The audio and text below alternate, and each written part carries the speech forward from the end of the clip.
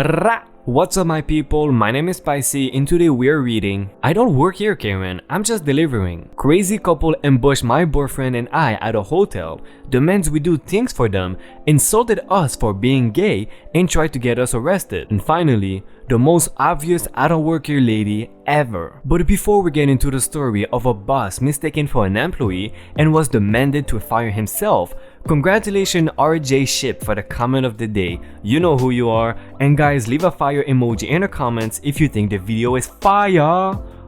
I don't work here Karen, I'm just delivering. Important background, I own a skateboard manufacturing company. I personally enjoy doing sales type work with local shops and meeting all the employees and local skaters. For that reason, I try to be the one that delivers all the merchandise. I was doing my rounds to a shop a few weeks ago in Los Angeles. I see this shop every few weeks because skaters like to support local companies and I am based out of San Diego. Also, it is within a reasonable range for me to personally deliver to. When I got to the shop, this woman, we will call her Karen for obvious reasons, she just starts watching me intently as I unload the skateboards and t-shirts from my little commuter car. After a few minutes, the watching turns into an impatient glare. A few more minutes go by and at this point, she is hovering over me with her awful glare. I was planning on just ignoring her until I finished unloading, but as I was taking some stuff into the shop, she just stood in my way. Hey, could I get by? I was hoping you could help me with some things. I could help you, but I still need to get by and put everything down first. Fine. I run inside the shop and set everything down on the counter.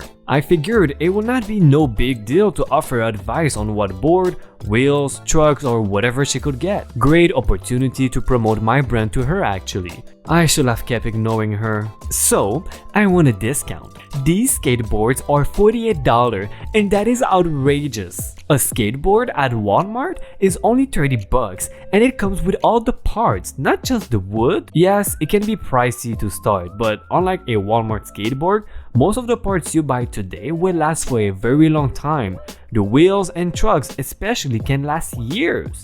I don't care how long it lasts. I did not even ask you that. I asked for a discount. I'm sorry, I know that's what you asked for, but I, unfortunately, cannot offer you any discount. Why not? Well, for starters, I do not work here. That is such BS. She used more colorful language. I've been watching you unload gear and stuck it in the shop for hours. It hasn't been hours, has it? I'm just the manufacturer of a few products in the store. I am here for a delivery today and helping the shop make sure everything looks good and is stocked before I go. I don't believe you. Manufacturers drive big box trucks. You're probably unpacking from some event or something. Huh, kids these days always making up jobs to seem more important. I promise you, I do not work here. Would you like me to get a manager or something to clear things up? Yes, I want to talk to the manager about how awful your service has been. So I went to grab the acting manager, who happened to be the owner of the shop as well. We will call him Brian because I've never met a Brian I did not like. So this is Brian, he's the acting manager today, and like I was explaining, I do not work here, but Brian might be able to help you out. Yeah ma'am, he does not work here. Yes ma'am, this guy does not actually work here. He's just delivering boards. He owns a local skateboard manufacturer and we carry his decks and merchandise to help support a local company. Wow, you really got your manager to lie on your behalf? Well, listen here, Brian. This man has treated me like absolute crap. He was ignoring me while he unpacked from your event, and then he refused to give me a discount for the terrible service. Ma'am, he does not work here. He doesn't have the ability to give you a discount, and we do not have an event. He is the manufacturer. Stop lying to me. He is a bad employee and he deserves to be fired. Man, you heard the lady. You deserve to be fired from her shop. I would fire you right now on this complete stranger recommendation, but you don't work here. No! You two are extremely rude. Can I speak to someone in charge about this situation? Well, I own the manufacturing company, so I am in charge. And I own this local skateboard shop, so I am in charge. I am going to call your corporate and figure out who's actually in charge. Not even a second later, Karen calls the shop number. Brian went to answer the phone, but she grabbed his arm angrily and motioned for him to stay put. Some other random employee ended up answering, "I want to speak to your manager." "Hey Brian, it's for you." Karen just hangs up and storms out. She gives us the finger and yells about how terrible management is to pretend like I don't work there. I finish up my business with Brian and the shop and head out. No need to drag it out any further, and we can always laugh about it later. So I get back to the shop a few days ago for my next delivery, and Brian lets me know that Karen came back after a day or two. He ended up declining to give her any special discount, but he did tell her about the on-sale clearance item. Being the entitled lady she was, apparently, the clearance gear was not good enough for her. She wanted brand name items and demanded a heavy discount. Brian ended up telling her that there were other shops in that area that may be better suited to her budget if that were the case. We had a quick laugh about how ridiculous customers are and how this kind of customers comes in like once a week.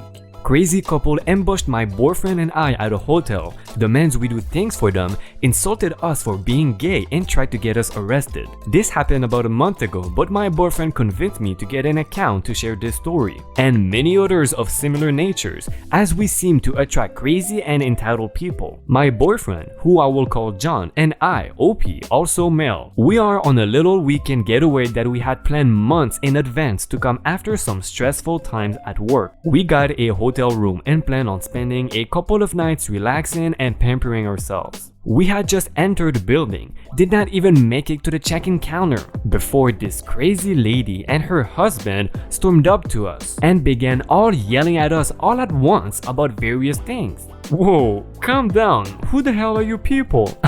That is not how you talk to a paying customers. We don't work here. Liar! We're not lying, lady. This caused the two of them to begin screaming again, and we just tried to back away. The husband eventually piped out louder than his wife.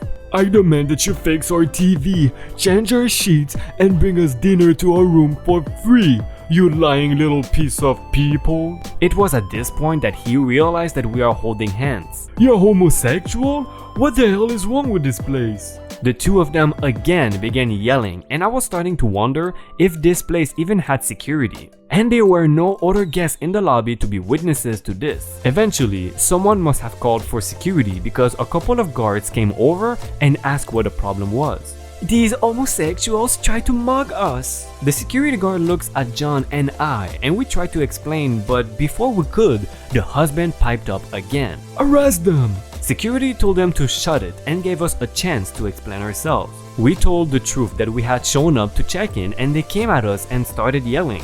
The couple was escorted out of the building by the security, yelling slurs and other assorted insults. We have not seen these two since and did not really care to find out what happened. We just wanted to check in and start relaxing, which is exactly what we did. The most obvious I don't work here lady ever. Now for the cast. Me is me, CM is the crazy manager, CW for the co-worker, and LCW for the lazy co-worker. When I was 16, straight out of school, I got a job at a boarding kennel, where you send your pooch when you go on holiday.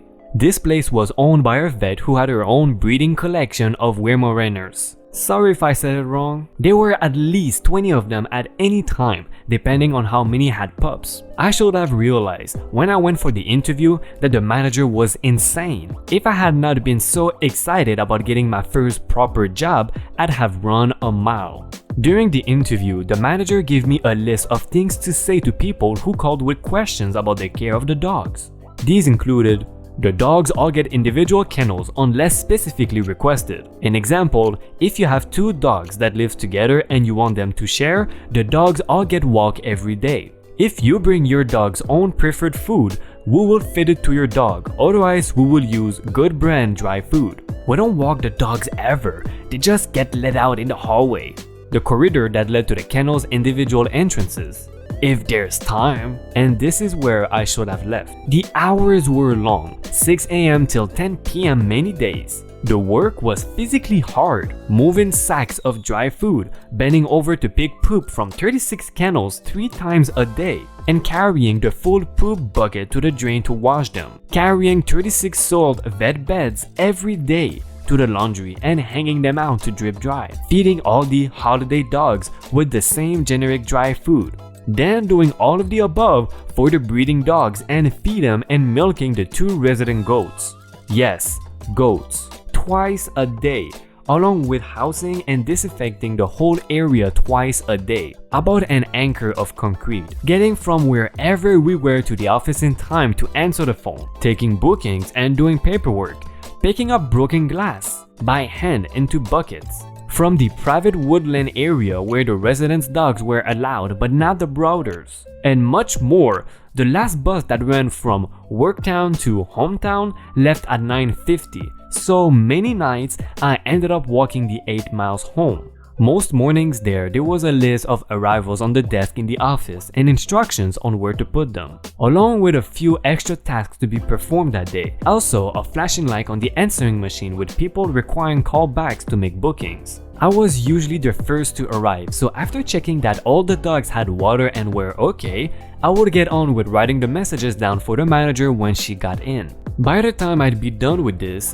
the coworker and the lazy coworker had usually arrived. The coworker would let me know she was there and ready to start work, and the lazy coworker will be in the break area having a cigarette and a coffee. Me and the coworker would go and shut all the dogs out in the individual outside areas, clean the inside of the kennels, and open the trap doors to feed them. Sometimes there were 2 dogs in one kennel who did not live together or even really know each other, despite the individual kennel thing that people were told. So I got one fed inside and the other outside. The lazy coworker would refill all the water bowls while me and the coworker then went to see to the resident dogs. This scenario went on for several weeks, with the crazy manager, who was scared of dogs, turning up for a couple of hours a day to cover lunchtime. One day there was a note on the desk asking me to renew her library books. Who knew that was in my job description? I did, but I had to pay a late fine for her out of my own pocket. There were many other instances of her asking me to do her personal errands, and for a while I did them without complaining. Now we're getting to the point of this post. One Monday morning, crazy manager was at her desk, and when I arrived, "Morning you're late." Nothing else was there yet, and it was 5:50 a.m. "Hey, morning crazy manager, I don't start till 6. I need to tell you something, but you're not allowed to tell your coworker or the lazy coworker." "Oh, okay, go on, tell me." Getting a little excited as I might be getting a promotion. "I'm going to fire the lazy coworker at the end of the week." "Oh wow, I can't believe you just told me that." "Remember, don't say anything." "Okay." The coworker and the lazy coworker arrive and we're cleaning the kennels. The crazy manager told me she's going to fire you at the end of the week. Lazy coworker: "I'm sorry. She told me not to say anything, but she had no right to put me in that position. So I just thought I'd warn you." Wow, I can't believe she did that to you both. Joke's on her. I was quitting on Friday anyway. I was going to leave at the end of the month. We're trying for a baby and working here is not good for it. We talked a bit longer and all decided we were going to quit there, and then, since the crazy manager was actually there for once, so there was someone to see to the dogs. We all marched down to the office. "Crazy manager, I quit." "Well, okay, that saved me firing the lazy coworker." And the coworker walks away. "I quit too." "Oh really? I'd like to see you get another job." And the lazy coworker walks away. I did not agree with not telling the lazy coworker. You really put me on the spot. I quit too. "You can't do that." "I don't have a contract." "But you can't leave. Who's going to see the dogs?" You?" "I can't. You have to stay until I can hire someone else at least." "Nope."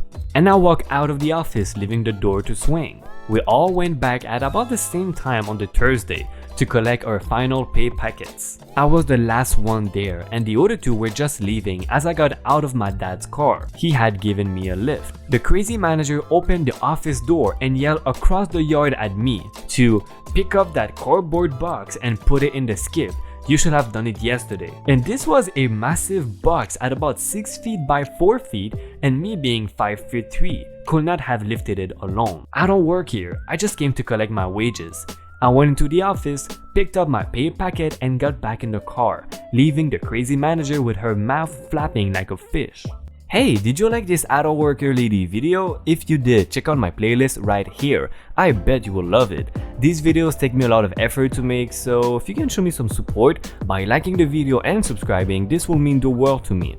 Also hit the bell button to know when we post a new video and join the notification gang. Thank you again for watching episode 76 of Idol Worker Lady. See ya!